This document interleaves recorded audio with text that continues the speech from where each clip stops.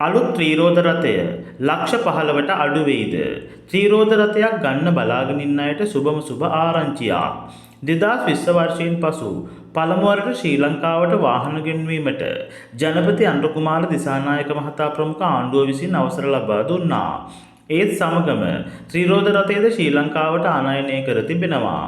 පසුගිය දිනක බජාජ් ආයතනය විසින් නිල වශයෙන් ත්‍රිරෝද රථය හඳුන්වා දුන් අතර පැරණි ත්‍රිරෝද රථයට වඩා නව විශේෂාංග කිහිපයක් එයට එක් කර තිබුණා.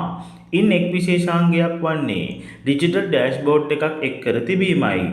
ඉතින් මෙම අලුතෙන් පැමිණි ත්‍රිරෝද රථයේ මිල රුපියල් ලක්ෂ 20ක් පමණ වන නමුත් මෙම ත්‍රිරෝද රථයේ ඉන්දියාවේ මිල ඉන්දියානු රුපියල් 2,36,000ක් පමණ වන බවයි වාර්තා වන්නේ.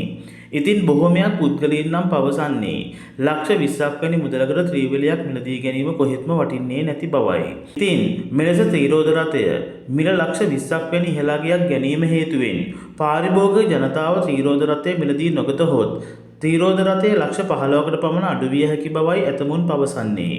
ඉතින් ඇත්තටම ත්‍රිරෝද රථයේ ලක්ෂ 20ක මුදලට වටිනවද? ඔයාලටත් හිතන දේ කමෙන්ට් එකක් දාගෙන යන්න.